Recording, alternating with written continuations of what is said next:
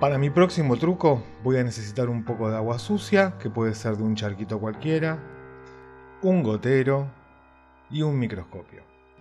Y ¡voilá! Ahí lo tenemos. Un animal unicelular, el paramecio, un primo muy pero muy lejano nuestro. Tan lejano que deberíamos viajar 2000 millones de años para encontrar a nuestro antepasado en común.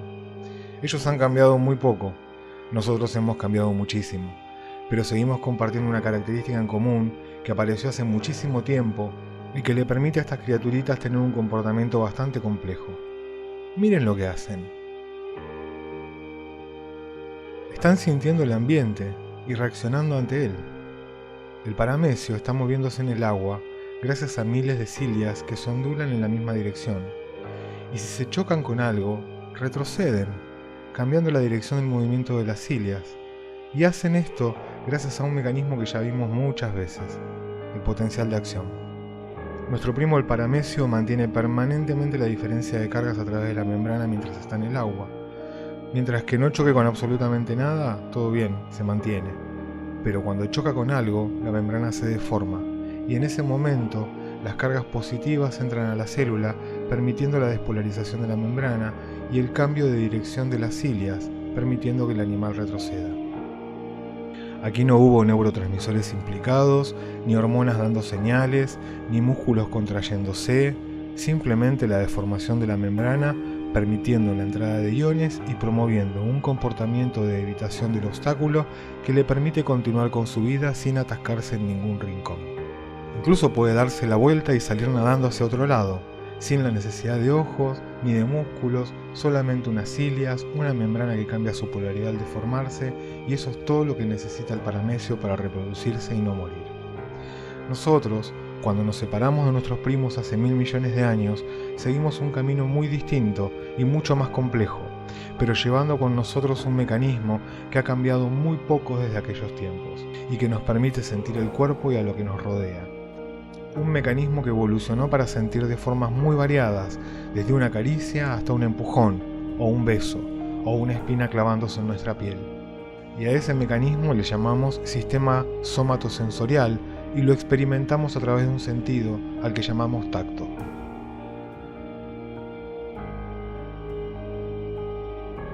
El sentido del tacto es el que permite a los organismos percibir cualidades como la presión, la temperatura, la textura, la dureza, y para eso se necesitan receptores en la piel que envíen información al cerebro, específicamente a la corteza somatosensorial que se encuentra en el lóbulo parietal.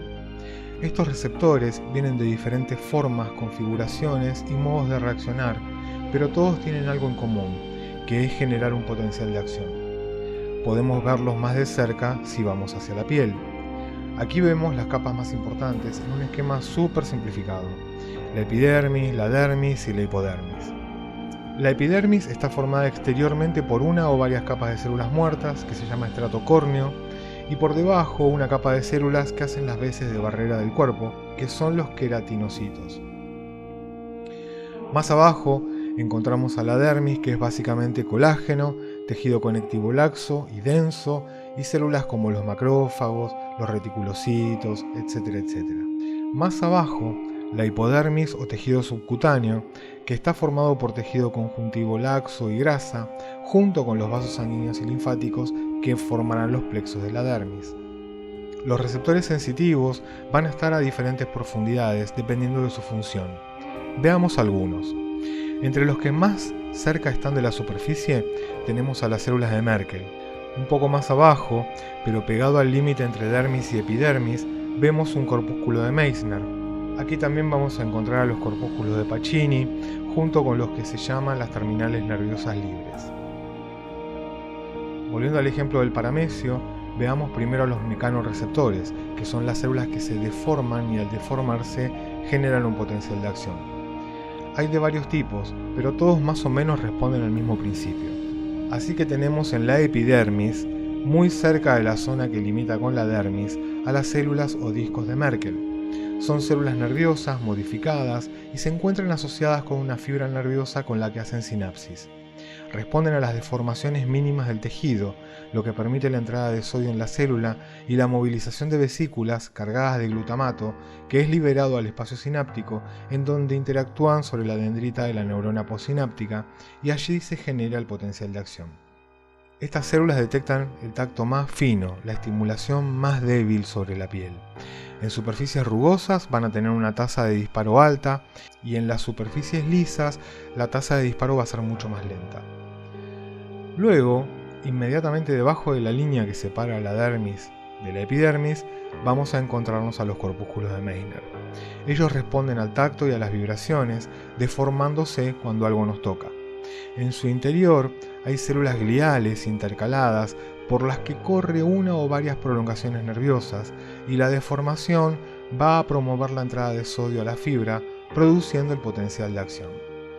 Bien, en el fondo de la dermis vamos a encontrar otro tipo de mecanorreceptores, los corpúsculos de Pacini. Ellos tienen una estructura que parece las capas de una cebolla, y como están lejos de la superficie, van a responder fundamentalmente a la presión. Disparan cuando se deforman y disparan cuando vuelven a la normalidad. Si la deformación se mantiene, el impulso se agota y solamente vuelven a disparar cuando vuelven a su forma normal. Los corpúsculos de Pacini también las vamos a encontrar en el mesenterio, en el periósteo y en los órganos sexuales. Todos estos receptores en mayor o menor medida van a agotarse con la estimulación constante. Por eso dejamos de sentir la ropa al rato de ponérnosla, o no sentimos la silla en la espalda, por ejemplo, luego de un rato de sentarnos.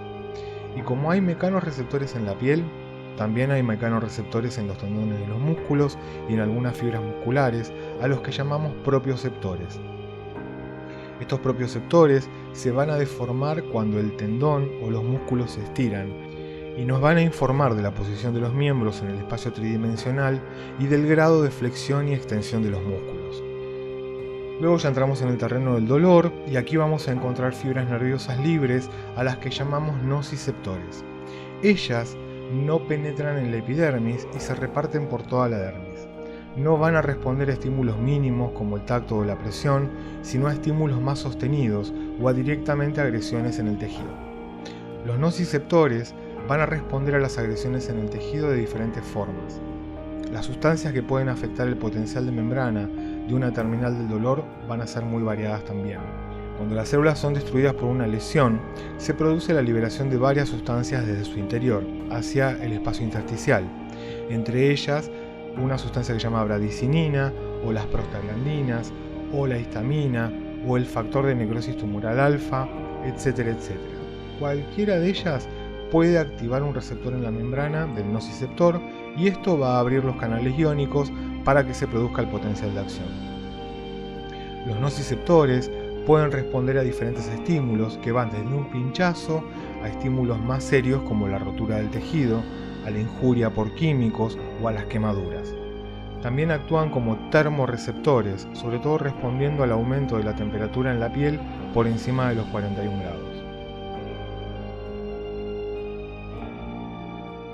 Hablando de termorreceptores, existen termorreceptores en la piel que van a ser sensores específicos para el frío y para el calor, y van a estar repartidos en la dermis también.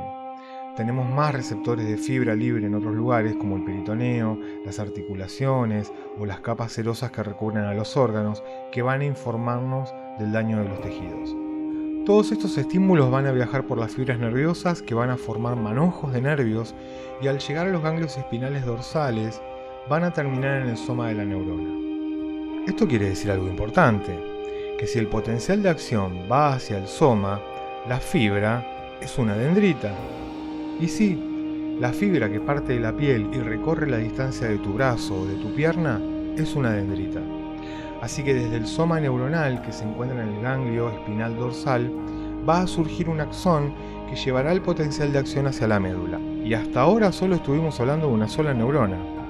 Allí en la médula, esa neurona va a hacer sinapsis con la segunda neurona, que va a enviar su axón al otro lado de la médula. Y desde ahí va a subir hasta nuestro querido tálamo, que como ya sabemos, si las aferencias son muchas, él las va a frenar, va a elegir las que son más importantes, porque si no, la cosa sería una locura absoluta de sensaciones que nos estarían inundando permanentemente y abrumándonos con la información. Así que el tálamo se va a encargar de seleccionar cuáles son las sensaciones que van a ser más importantes para mí en ese momento. Ahí en el tálamo, la segunda neurona que viene desde la médula va a hacer sinapsis con la tercera neurona, que enviará su axón hacia la corteza sensorial, que es una franja estrecha que está en el lóbulo parietal.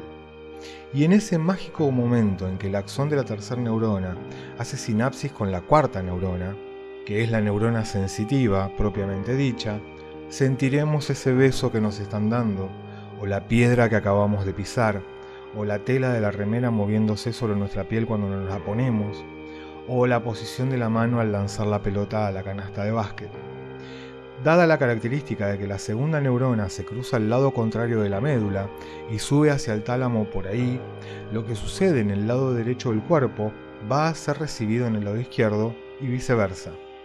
Desde estas neuronas de la corteza van a partir axones hacia otra zona del cerebro, llamada corteza de asociación, en donde converge la información de las diferentes aferencias y gracias a ella puedo hacerme una idea de lo que estoy tocando, por ejemplo, o de lo que estoy agarrando. En la corteza parietal se va a producir la representación del lugar en donde se produce el estímulo. Algunas representaciones van a ser más exactas que otras, ya que no todas las regiones del cuerpo tienen la misma cantidad de neuronas dedicadas a ese procesamiento. Hay zonas que tienen más que otras. Por ejemplo, los labios y las manos tienen una cantidad enorme de neuronas entregadas a la tarea de sentir, mientras que nuestra espalda o la rodilla tienen muchas menos. Si reconstruimos al cuerpo humano basándonos en la cantidad de neuronas que tenemos dedicadas a sentir en cada lugar, obtendríamos esto, que se llama homúnculo sensitivo. Fíjense que las manos, la boca, la lengua, las orejas y los genitales son zonas con mucha población neuronal y por eso somos tan sensibles en esas zonas. Esa población de neuronas se va a agrupar de tal forma en la corteza parietal que podemos hacer un mapa acerca de la distribución de esas neuronas en el cerebro y saber más o menos con exactitud cuál es la zona del cerebro que recibe aferencias de tal lugar. Teniendo en cuenta este mapa que estamos mirando, podríamos decir que si, por ejemplo, se produce una lesión en esta zona, dejaríamos de tener sensibilidad en la boca. Lo mismo que si fuese en esta zona, dejaríamos de tener sensibilidad en los pies.